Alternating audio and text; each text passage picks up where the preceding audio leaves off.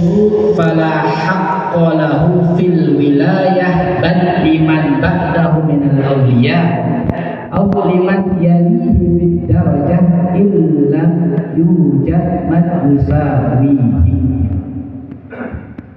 Yang artinya apabila kurang daripada syarat-syarat yang sudah kita sebutkan, ya, syarat wali nikah, ya, fala haqqa lahu fil wilayah, maka seorang wali itu tidak berhak untuk menikahkan baik itu putrinya sendiri atau saudarinya yang berhak untuk dia nikahkan, bahkan pindah itu hak kewalian itu kepada siapa? Kepada orang yang setelahnya daripada satu derajat atau derajat yang di bawahnya. Misalkan begini, misalkan ada seorang ayah ini ayah kandung, ya, maksudnya ini dia mempunyai hak untuk menikahkan. Ketika dia mau menikahkan, sudah tentu ini orang ayah ini menjadi wali. Ketika dia mau menikahkan, tahu-tahu ketika pagi hari seorang ayah ini gila, sehingga bagaimana ini? Maka hak kewalian ini akan pindah kepada setelahnya. Siapa setelahnya? Kedudukan setelah bapak, yaitu kakek. Misalkan kakek sudah tidak ada kakeknya, maka akan pindah ini kewalian kepada siapa? Kepada saudara laki-laki sekandung, ya. Pindah kewalian itu, Pak. Atau misalkan tidak ada orang tuanya, tidak ada ayahnya, tidak ada kakeknya sudah, yang ada adalah saudara kandung, ya. Ketika saudara kandung, misalkan ada 3 orang saudara kandung, dan si putri yang mau menikahi, saudaranya yang menikah ini sudah menentukan bahwasanya fulanlah si A yang berhak untuk menikahkanku. Sudah, dia punya wewenang untuk menikahkan si A, yang B, yang C tidak punya hak untuk menikahkan. Tahu-tahu si A ini waliyadzubillah gila, atau terjerumus kepada sesuatu kefasikan sehingga tercabut itu hak kewalian. Terus bagaimana? Maka pindah itu hak kewalian kepada si B dan si J, ya. Kira-kira ngerti di sini, ya? Ya. Kemudian juga syarat daripada wali yang sudah kita sebutkan, ini ada beberapa lagi syarat daripada wali yang akan disebutkan oleh musannif. Daripada syarat daripada wali, wa min syurutil wali aidan qawluhu mukhtaron, ya. Syarat daripada seseorang yang mau menikahkan itu hendaknya seorang wali ini dalam keadaan pilihan dia sendiri untuk menikahkan. Tidak ada paksaan. Kalau seandainya dia dipaksa menikahkan, maka hukum pernikahannya tidak sah, ya. Ini cuma ada satu paksaan, yang mana paksaan itu akan menjadi sah pernikahannya. Siapa itu? Ketika seorang wali ini melarang putrinya atau saudarinya untuk menikah dengan orang yang sepupu, maka hakim ini memerintahkan wali tersebut atau memaksa wali tersebut untuk menikahkan siapa? Walinya tersebut. Untuk menikahkan putri atau saudari yang mau menikah, ya.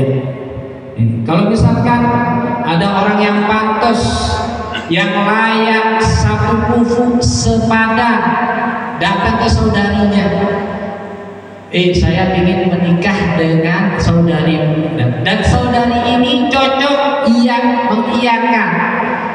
Tahu-tahu si wali ini enggak, melarang, enggak, saya enggak setuju dengan ini, padahal sudah satu kufu sepadan. Gimana caranya sekarang? Caranya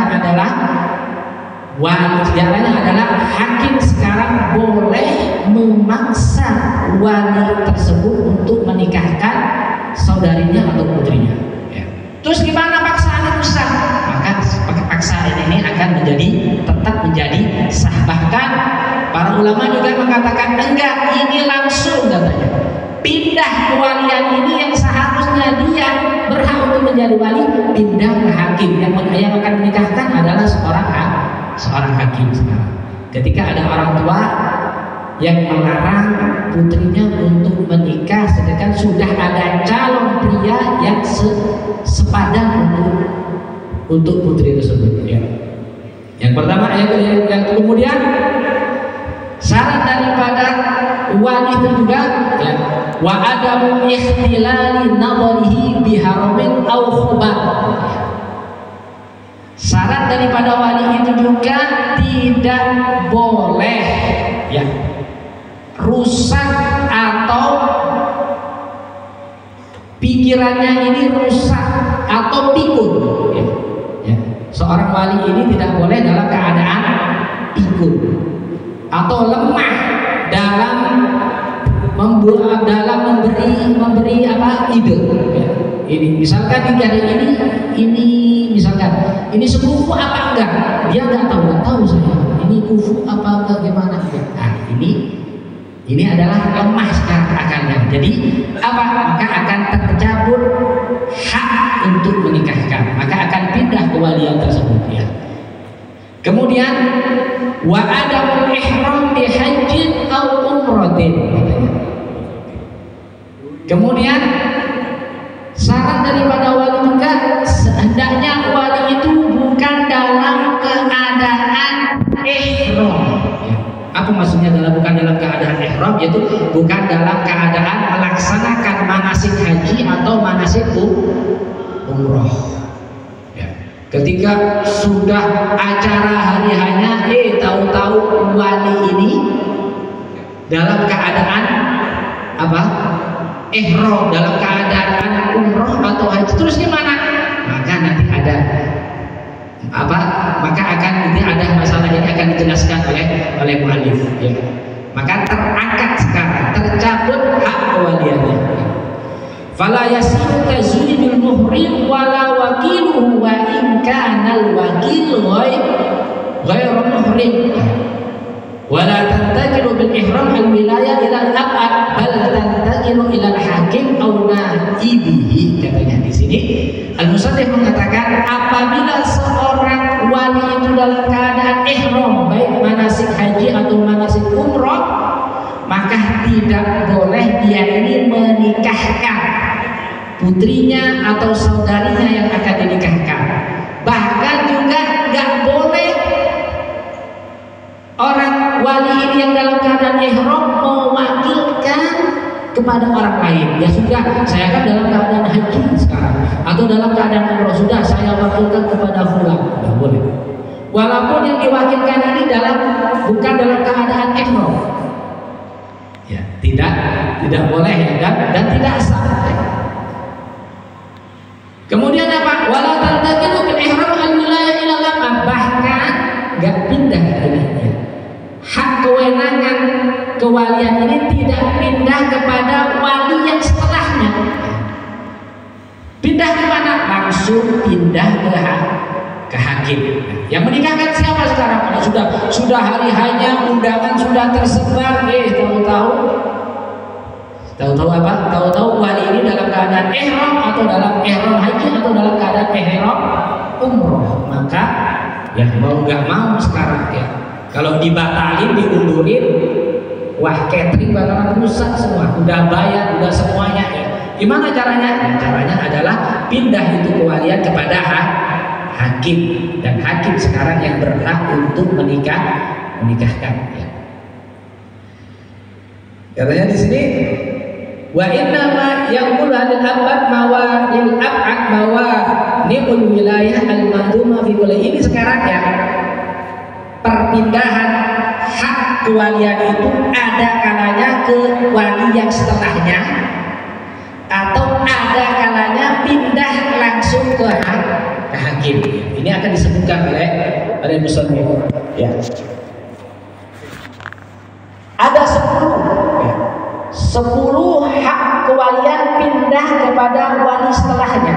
Ya, kalau bapak tidak layak untuk menjadi wali akan pindah kepada kakek. Ini namanya pindah kewalian kepada setelahnya.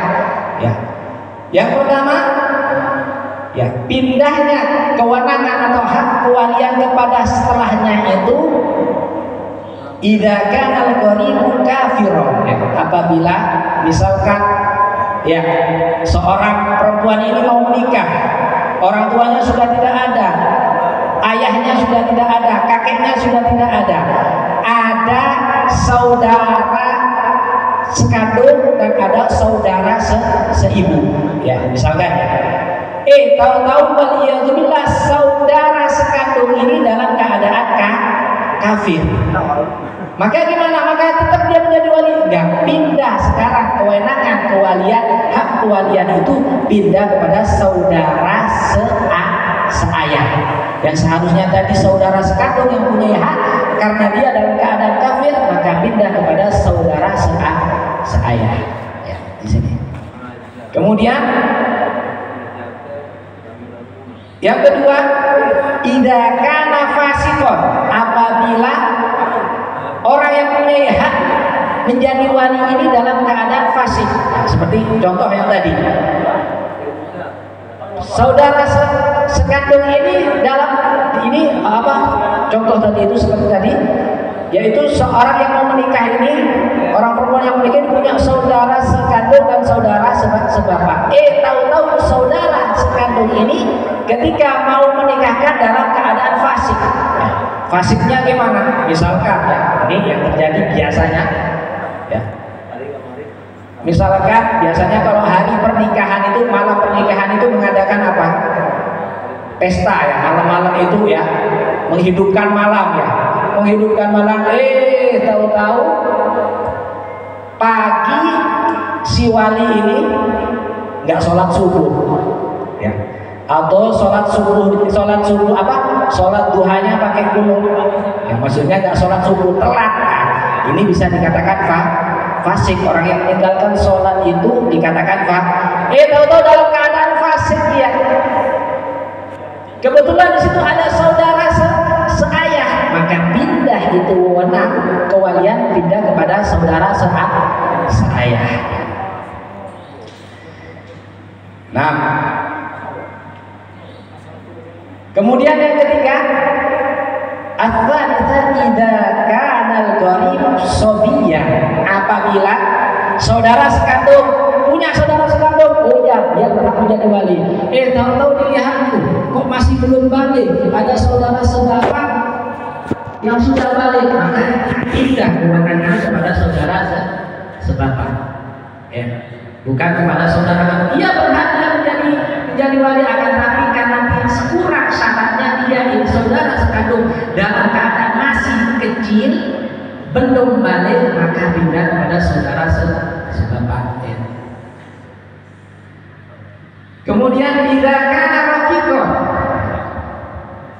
atau saudara sekandung dalam keadaan budak, diperbudak, misalkan di negara mana gitu ada saudara sekandungnya, tahu-tahu perang kalah dia menjadi budak, kebetulan ada saudara sebapak, maka pindah itu wewenang kewalian kepada saudara sebapak. Kemudian yang kelima, dalam keadaan majnun, gila, begitu juga kalau dalam keadaan gila, maka akan pindah itu wewenang juga kepada saudara yang setelahnya. Idza kana majnunan jununan mutbaqa falau qasara zaman junun kayaumin fi sanah untudirat ifaqatuhu fa in taqatta'a jununuhu zawwaja zaman ifaqah wa qama al-hakim an-nuzza min al-junun. Amma pembahasan tentang gila. Misalkan ada seorang wali ini dalam keadaan gila, dilihat gilanya dulu. Kalau memang gilanya ini terus menerus, maka pindah hak kewalian. Tapi kalau seandainya gilanya ini orang ini terkadang gila, gimana gilanya? Gilanya itu biasanya setahun 2 kali, atau setahun sekali. Berarti tetap dia mempunyai hak untuk menjadi wali dan menikahkan ketika dalam keadaan sadar. Walaupun kalau enggak dinilai sudah ini penyakit gila, dia dulu gilanya. Enggak sembarang gilanya masih setahun 2 kali atau sekali tetap boleh dia berhak untuk menikahkan ya. Maka ditunggu ya.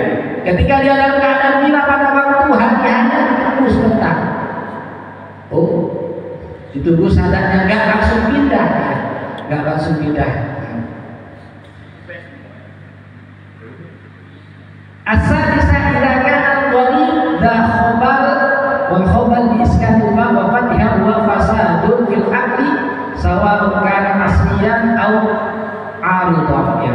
Adapun yang keenam yang pindah kewenangan kewalian itu kepada setelahnya apabila wali yang berhak menikahkan ini dalam keadaan pikun ya. Pikun tahu-tahu pagi-pagi tahu kebanyakan minum obat. Yang walinya ini biasanya obat apa? Misalkan obat biar gak ngantuk, bangun pagi-pagi pikun, nah maka pindah sekarang. Pindah kewalian kepada orang yang setelahnya. Adapun yang ketujuh dan yang setelahnya, insya Allah kami lanjutkan nanti di pertemuan yang akan datang. Mudah-mudahan yang saya sampaikan ini bermanfaat. Allahumma hdina bihudak waj'alna mimman yusarru fi ridha wa la tu'adina waliyan siwak wa la taj'alna mimman khalafa amraka wa wasaq wa hasbunallahu wa ni'mal wakil wa la hawla wa la quwwata illa billahi wa sallallahu ala sayyidina Muhammad wa ala alihi wasallam walhamdulillahi rabbil alamin wa assalamu alaikum warahmatullahi wabarakatuh.